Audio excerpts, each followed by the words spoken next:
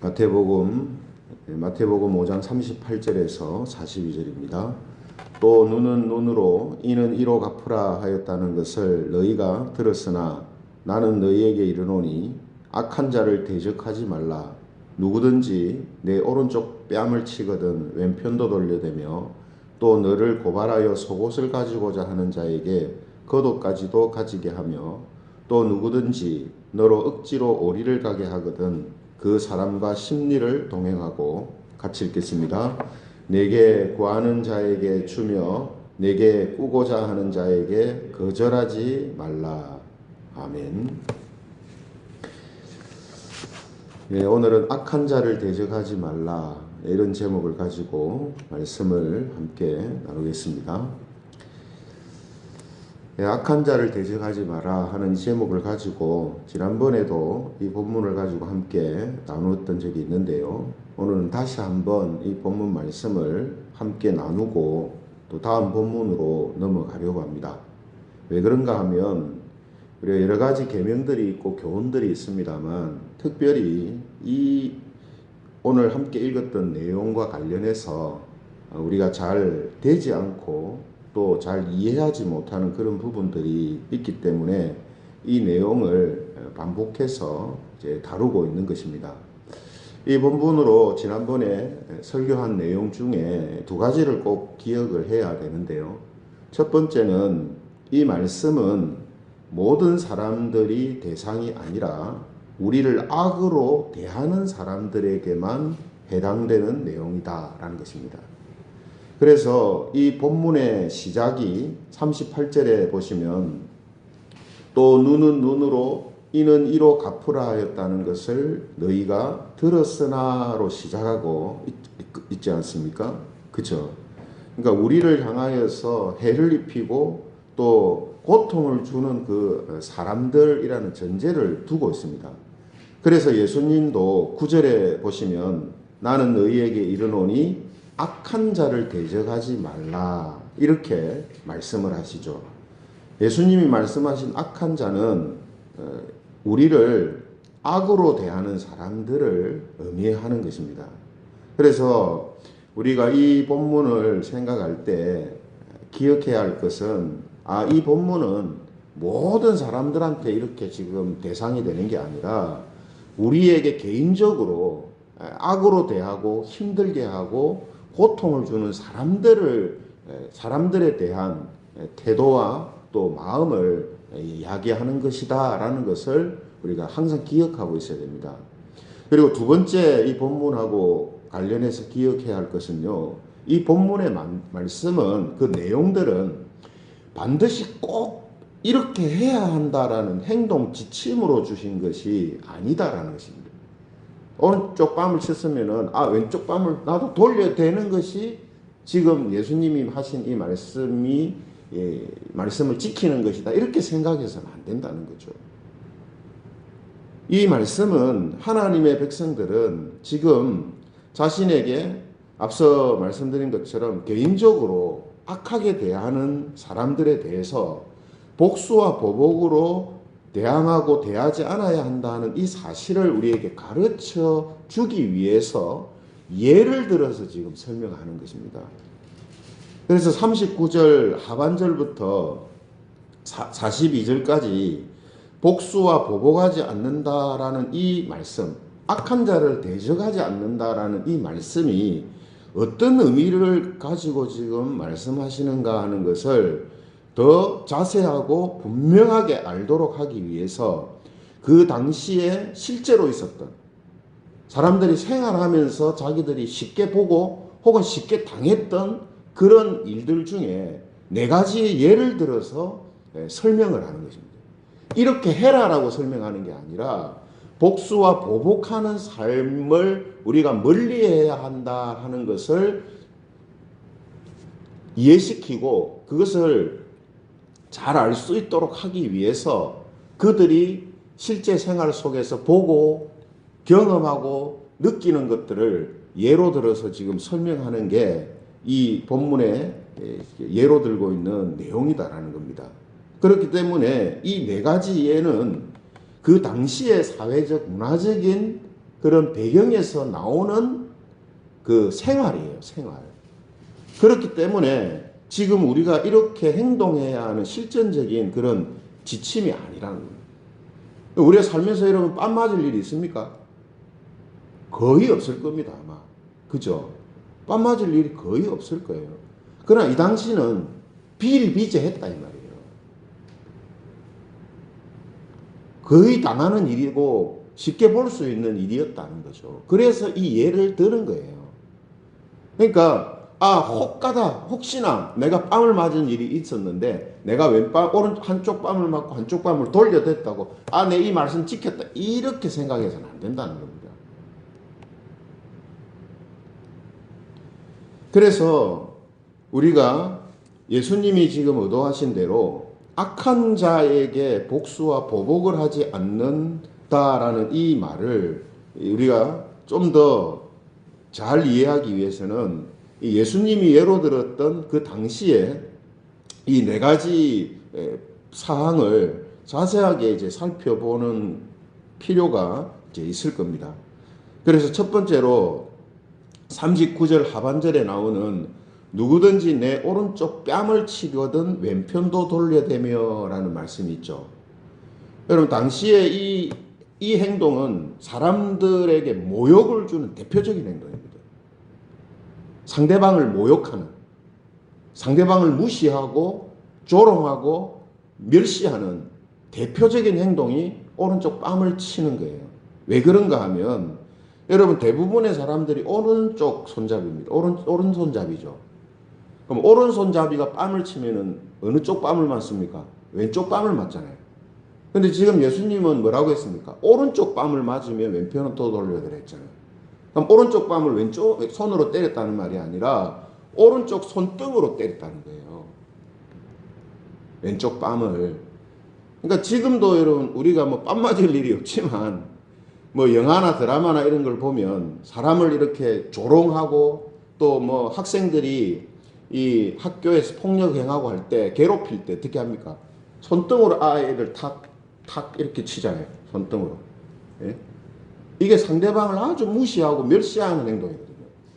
그러니까 오른쪽으로 왼쪽 뺨을 때린다는 건 사람이 갑자기 화가 났다든지, 그죠? 그러니까 상대방에 대해서 모욕을 주고자 하는 마음이 아니라 갑자기 화가 나고 막 돌발적인 행동을 할 때 오른쪽 손으로 왼쪽 뺨을 때립니다. 그러나 오른쪽 손등으로 상대방을 탁탁 때린다는 것은 뭐냐면 상대방을 무시하고 멸시하고 조롱하는 거란 말이에요. 이 당시에 이런 일들이 많았다는 거예요. 예? 그래서 예수님이 이 예를 사람들이 이 말하면 누구나 다 안단 말이에요. 뭐 저런 일들 내 당했다. 혹은 저런 일들이 이 주변에 많다. 딱 아는 거예요. 이 이야기를 통해서 예수님은 뭘 지금 말씀하시려고 하냐면 너희들에게 모욕을 주는 사람들, 너희를 무시하고 멸시하고 조롱하는 사람들, 그들이라도 너희들은 복수하고 보복하는 그런 마음과 태도를 가지지 않는 것이 바로 하나님께서 눈으로 이는 이로 갚으라 하는 이 말씀 계명을 통해서 주시는 진짜 의미다라는 것을 이제 설명하시는 거죠. 그리고 두 번째로 40절에 나오는 고발하여서 속옷을 가지고자 하는 자, 이 예가 나오잖아요. 그죠? 너희를 고발하여 속옷을 가지고자 하는 자에게 겉옷까지도 가지게 하며 이렇게 있죠. 여러분 이건 이제 고발했다는 말은 법적으로 소송을 했다는 말이거든요. 뭐 하려고요? 소송해서 상대방의 것을 다 뺏어간단 말이에요. 상대방의 것을 남김없이 빼앗아가는 그런 악한 자를 말하는 겁니다. 그래서 당시에 이 가난하게 살던 사람들은 뭐 항상 뭡니까? 돈이나 뭐 양식 이런 것을 이제 빌리고 꿀 수밖에 없잖아요.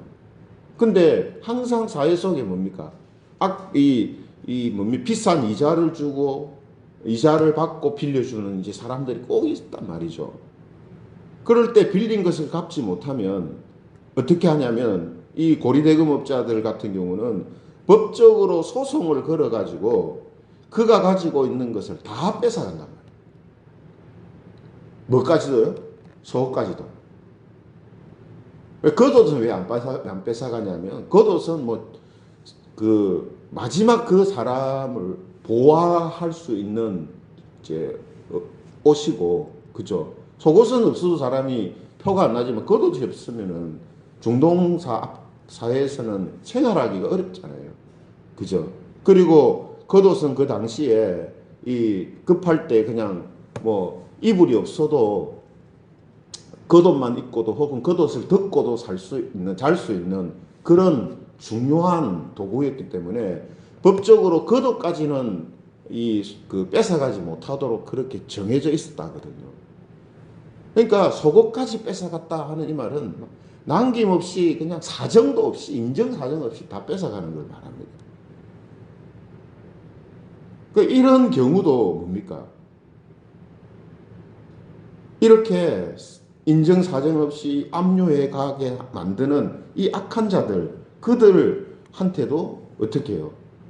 이런 복수와 보복하는 이런 마음들을 가지지 않아야 된다라는 것을 지금 이야기합니다. 그러니까 지금 이 하나하나를 보면요, 쉽지 않아요. 쉬운 일이 아니라는 거죠. 세 번째로 예로 들은 것도 41절에 보시면은 또 누구든지 너로 억지로 오리를 가게 하거든 그 사람과 심리를 동행하고 이렇게 돼 있잖아요. 이건 뭐냐 하면 부당한 법에 의해서 고통을 당하는 경우를 지금 예로 들어서 설명하시는 겁니다.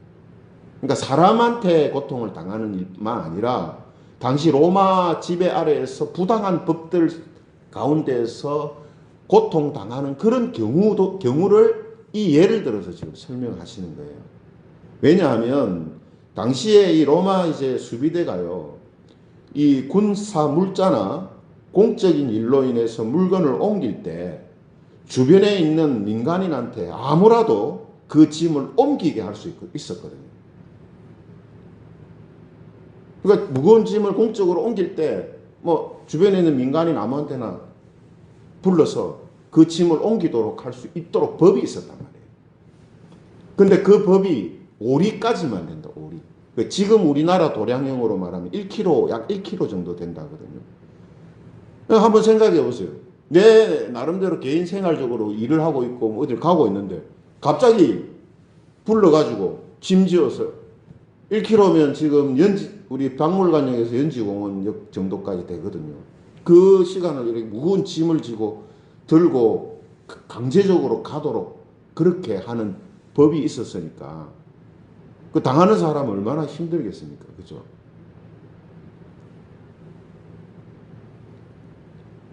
그런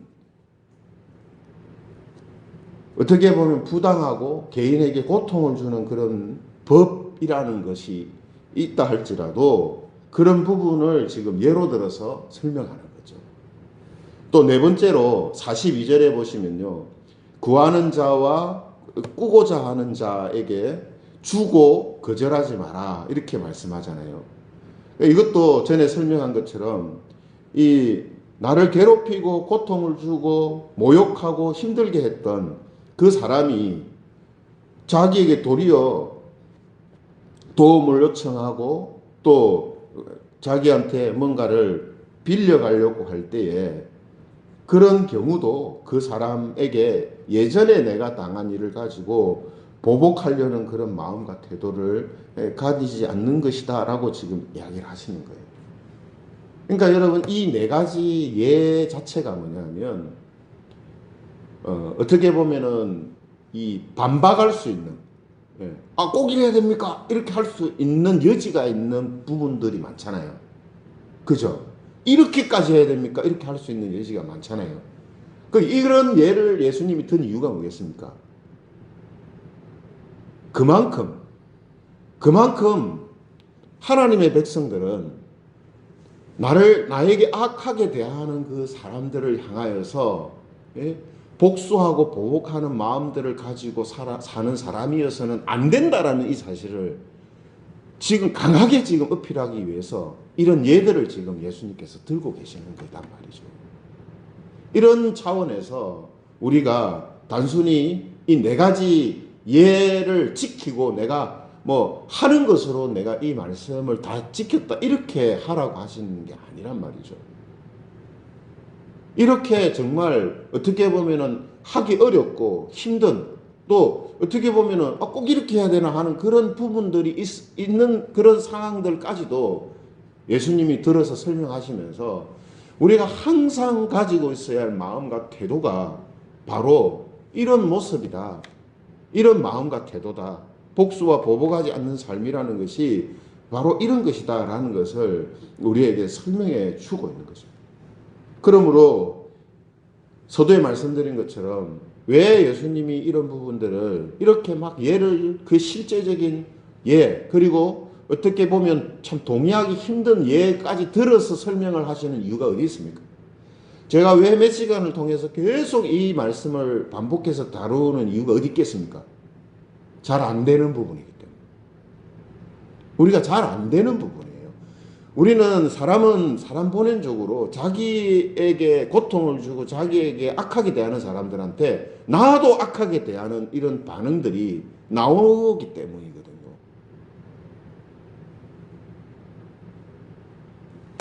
그리고 잘 안 되는 부분이지만 항상 우리가 이런 마음과 태도를 가져야 하는 부분이기 때문에 그렇습니다.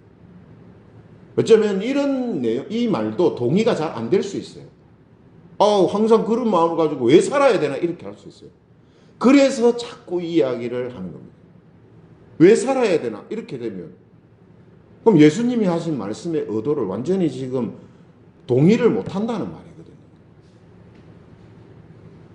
그래서 예수님은 이런 예를 들어서까지도 이것은 하나님의 백성들이 항상 기본적으로 가지고 있어야 할 마음과 태도다라는 것을 지금 말씀하는 거예요. 왜 예수님이 이런 부분들을 이렇게 자세하고 또 어떻게 보면 상세하게 우리에게 말할까요? 잘 안 되는 부분이라는 이유도 있지만 수요 기도회 때 말씀드린 것처럼 뭐하고 이게 연결되냐면 자기 부인하고 연결되기 때문에 이게 자기 부인과 아주 밀접한 관계를 갖고 있기 때문에 그러니까 우리 자신의 모든 것들을 내려놓고 그리스도를 따르는 자로 살아간다는 것, 이게 기독교인의 생활의 가장 베이직 기본이면서 클라이막스입니다. 이게 제일 어려운 최고봉이에요.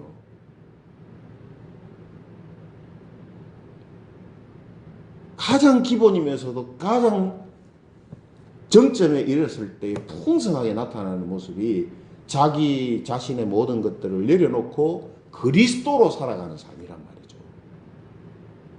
그래서 이 부분을 계속해서 설명을 이렇게 하는 것입니다. 우리 자신을 한번 이 말씀 앞에 냉철하게 딱 대해보면요, 잘 안 됩니다. 이 쉽지 않잖아요. 나를 모욕하는, 대놓고 모욕하고, 예? 나를 악하게 대하는 그런 사람들한테 아무렇지도 않게 그냥 나는 그것과 상관없이 사는 사람입니다 라고 이렇게 할 수 있는 게 쉬운 일이냐면 쉽지가 않습니다. 그러나 오늘 바로 이러한 마음과 태도 그 속에는 우리의 신앙의 가장 기본적이며 가장 중요한 내용이 있기 때문에 지금 이런 말씀을 하는 거라는 거죠. 그러므로 우리가 이런 말씀 앞에서 자기를 합리화하거나 또 핑계를 대면서 복수하고 보복하는 삶 어떻게 사나? 못 산다. 이런 식으로 대해서는 안 됩니다. 안 되지만 뭡니까? 계속해서 우리가 우리 자신을 이런 모습으로 살아가며 이런 마음과 태도를 가지고 있는지를 자꾸 보면서 이 방향으로 우리가 나가야 돼요. 그리고 안 되면 뭘 봐야 되느냐? 행동만 고치려고 해서는 안 됩니다. 내가 지식적으로 여기에 동의해야지 이렇게 해서 되는 게 아닙니다. 어떻게 됩니까? 이것은 내가 나를 진짜로 내려놓고 살고 있는가? 예? 내가 성경이 이야기하는 것처럼 나는 죽고 예수로 살고 있는가? 이거를 자꾸 돌아봐야 된단 말이에요. 이걸 점검해 봐야 된다. 그래서 우리가 이런 마음들, 이런 태도를 잃어버리고 살아갈 때, 혹은 그런 모습이 나타날 때, 우리는 즉각적으로 뭘 생각해야 되냐면, 내가 아직도 나를 부인하고 내가 예수님과 함께 십자가에 못 박혀 죽었다라는 이 사실을 온전히 내가 받아들이지 못하고 있구나. 이거를 깨닫고 다시금 주님 앞에 우리 자신을 드리는 이런 모습들로 우리가 나가야 된다는 말이죠.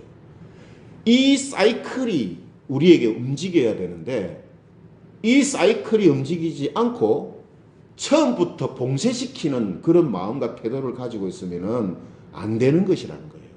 처음부터 봉쇄하는 게 뭡니까? 나 이래서 안 되고, 이래서 못하고, 저래서 안 되고, 이거는 내가 이해가 안 돼서 못하고, 이런 게 아니에요. 내가 그 사람한테 좋은 감정이 없기 때문에 못하고, 그런 게 아니란 말이죠.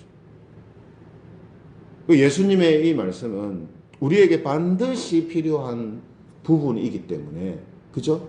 꼭 이 모습으로 살도록 하시기 위한 목적이 아니라, 이러한 모습으로 우리가 나아감을 통하여서 계속해서 자기 자신에 대하여서 옛 사람이 죽고 새 사람으로 살아가는 이런 모습들이 우리 안에서 계속 사이클로 움직이도록 하기 위해서 예수님이 말씀을 우리에게 하시는 것이다 라고 지금 말할 수 있는 거죠.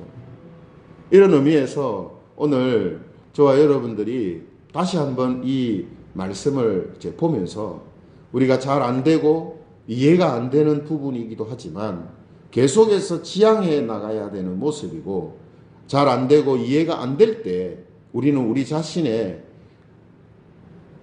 마음과 믿음이 오늘 성경이 이야기하는 그런 모습으로 우리가 취하고 있는가 하는 이 부분을 우리가 살펴보면서 계속해서 그리스도 안에서 우리가 살아가는 자들로, 나의 성정, 나의 어떤 감정, 나의 어떤 지식, 나의 어떤 생각, 이것으로 살아가는 게 아니라 그리스도로 살아가는 이런 삶을 우리가 계속해서 살아가야 한다는 거예요. 분명히 우리가 이 네 가지 또 경우를 세세하게 또 들어가면요, 여러 가지 질문이 나올 수 있습니다. 이럴 때는 또 어떻게 해야 되고, 저런 건 어떻습니까? 이런 건 어떻습니까? 그런 게 나올 수 있어요. 하지만 그런 부분들까지 우리가 다 다룰 수는 없는 거고요. 중요한 건 그겁니다. 중요한 거는 우리가 항상 이런 마음과 태도를 가지고 살아야 한다는 것이고, 그것이 잘 안 될 때 우리는 우리 자신이 신앙의 가장 중요한 그 원리 속에서 내가 살아가고 있는지를 점검하고 계속해서 그리스도와 함께하는 삶, 그리스도를 따르는 삶을 이제 살아가는 것, 이것이 우리에게 꼭 있어야 하는 부분이다라는 것이죠.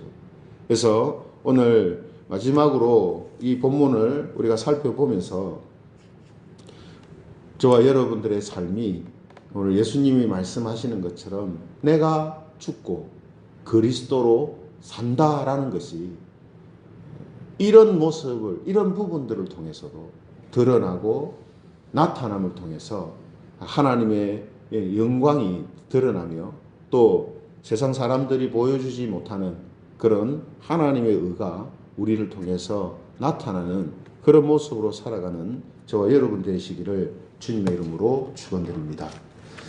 말씀을 생각하시면서 우리 같이 기도하면 좋겠습니다. 오늘 예수님께서 드신 이 네 가지 그 예를 우리가 살펴보면서 이런 부분들이 참 쉽지 않은 부분이지만, 오늘 우리가 옛 사람이 죽고 새 사람으로 살아가는 이 삶이 얼마나 우리에게 또 필요하고 간절한 부분인가 하는 것을 다시 한번 생각하면서, 오늘 우리가 우리의 삶의 모든 부분들이 이런 모습으로 주님을 따르는 그런 삶이 되게 해달라고 우리 함께 기도드리겠습니다. 하나님, 우리에게 주신 말씀을 통해서 우리 자신이 예수님과 함께 십자가에 죽고 그리스도로 산다라는 것이 그저 이론적이고 또 어떤 사상적인 부분으로 끝나는 것이 아니라 우리의 삶의 직접적인 그런 모습으로 나타나는 것임을 다시금 깨닫게 됩니다. 그러나 이것이 쉽지 않고 간단하게 될 일이 아니기 때문에 우리는 계속해서 우리 자신이 온전히 그리스도를 따르는 자들로 살고 있는지를 점검하고 돌아보는 그런 계기로 삼게 하여 주셔서 우리의 삶이 하나님의 영광을 드러내는 삶으로 계속해서 자라갈 수 있도록 인도하여 주시옵소서. 저희들 부족하고 연약합니다. 하지만 또 그로 인하여서 더욱더 그리스도를 바라봄으로 우리의 모든 삶이 하나님의 영광을 드러내는 삶으로 자라갈 수 있도록 인도하여 주시옵소서. 네, 오늘은 우리 학생부를 위해서 기도드리겠습니다. 우리 학생들이 믿음 안에서 자라게 해주시고 또 그 가정들이 예수님 믿는 가정이 되게 해주시고 또 학생부가 부흥하고 또 성장하게 해달라고 우리 함께 기도드리겠습니다. 하나님, 우리에게 주시는 또 은혜를 따라서 이 시간에 함께 기도드립니다. 우리 학생부가 더욱더 부흥하고 또 성장하는 그런 모습으로 나아가게 하여 주시고 또 우리 학생들 한 사람 한 사람 믿음의 또 장성한 분량으로 자라게 하여 주시기를 간절히 소원합니다. 비록 이제 적은 숫자이고 또 믿지 않는 가정에서 나오는 학생들이 있지만 그 학생들도 하나님께서 은혜를 베풀어 주시고 믿음을 선물로 주시어서 아버지 믿음 안에서 자라는 학생들이 되게 하여 주시며 그 가정들이 또 주님을 믿는 가정들로 회복되며 돌아올 수 있게 하여 주시기를 간절히 소원합니다. 우리 학생부가 계속해서 부흥하고 또 성장하게 하여 주시고 다음 세대가 아버지 하나님 준비되어져 있는 그런 교회로 세워질 수 있도록 인도하여 주시옵소서. 하나님 항상 함께 하시고 붙들어 주시기를 간절히 소원합니다. 하나님 아버지, 오늘도 주신 말씀 통해서 다시 한번 우리 자신이 정말로 예수님으로 살고 있고 예수님을 따라가고 있는지 항상 우리라 자신을 점검하고 또 돌아보아야 한다는 사실을 깨닫게 됩니다. 오늘도 이런 모습으로 살아가는 하루가 될 수 있도록 성령 하나님께서 우리를 붙들어 주시고 말씀에 인도한 가운데 살아가는 하루가 되게 하여 주옵소서.